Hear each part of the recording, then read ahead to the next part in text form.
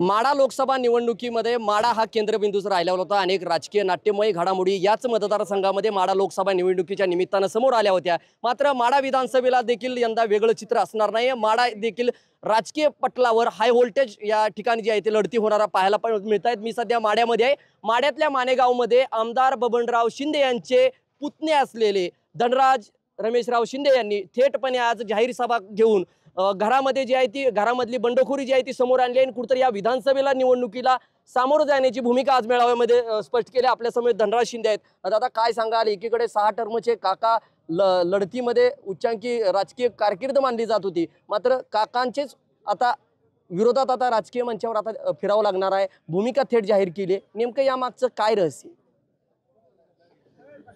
काय घराला माझ्या चुकीच्या भूमिका घ्याव्या लागल्या, ज्या भूमिका समाज हिताच्या नाही आहेत, आमच्या गटाच्या हिताच्या नाही आहेत, कार्यकर्त्यांच्या हिताच्या नाही आहेत। त्याच्यामुळं ही आम्हाला वेगळी भूमिका घ्यावी लागली। का तर दादांना देखील चुकीच्या भूमिका घ्याव्या लागल्या सातत्याने। केवळ त्यांचे पुत्र रणजित शिंदे यांच्यामुळे दादांना ह्या सातत्याने चुकीच्या भूमिका घ्याव्या लागल्या।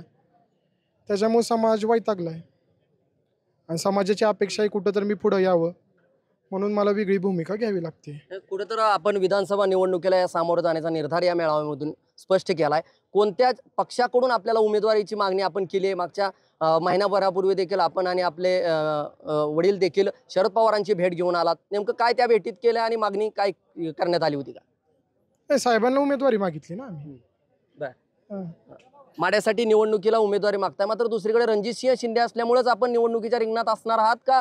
आमदार बबनराव शिंदे यांचं जर अचानक जर उमेदवारी समोर आली तर धनराज शिंदेची भूमिका काय असणार? त्यांनी तुम्हीच मंडळींनी जे परवा जाहीर केलंय की बबनदादांनी राजकीय संन्यास घेतलाय, बरोबर आहे।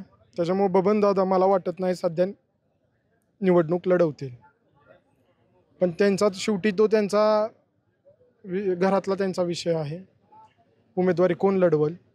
पण त्यांनी माझ्यासाठी तुमच्या सगळ्या समाजापुढे तर जाहीर केलंय की आम्ही निवडणूक लढवणार नाही। लढवलीच तर काय भूमिका असणार? तू तिकीट जर दिलं, साहेबांनी तिकीट दिलं तर मला सामोरे कुणी का असं जावं लागणार आहे। इतक्या वर्षाचं मागच्या पंचवार्षिक मध्ये देखील आपण पंचायत समितीचं सदस्य म्हणून निवडणुकीला सामोरे गेले होते, त्यावेळेस देखील थोडीफार बंडखोरीचा तुम्हाला चुणूक तुम्ही दाखवण्याचा प्रयत्न केला कार्यकर्त्यांचा मेळावा घेऊन। कुठेतर ही बंडखोरीचं इतक्या दिवसांनी बाहेर येते असतं, नेमका हा कठोर निर्णय म्हणायचा का कसा? नाही, हा उलट कठोर निर्णय नाही तर समाजहिताचा निर्णय आहे। मी माझा गट संपवत नाहीये, तर मी गट उलट माझी बांधणी करतोय पूर्ण गटाची, विस्कटलेल्या गोष्टी परत एकदा नीट घडी घालतोय सगळ्या गोष्टींची। त्याच्यामुळं का तर आणि हा निर्णय माझा हा सर्वांच्या हिताचा असणार आहे।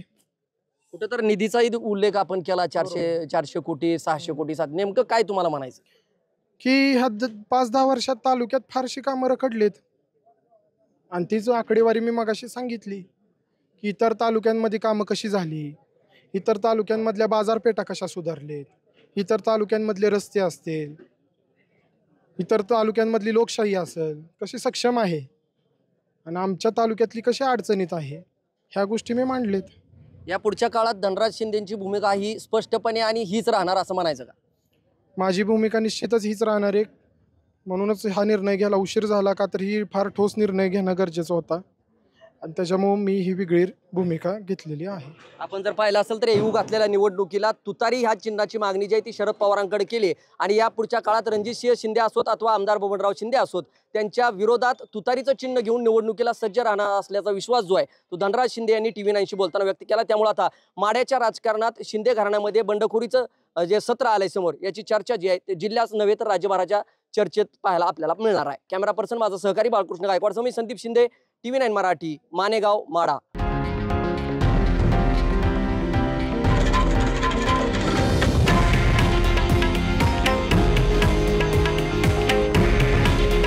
हे आहे देशातील नंबर 1 न्यूज नेटवर्क आणि आपण पाहत आहात TV9 मराठी। काळजी तुमची, हित महाराष्ट्राचं।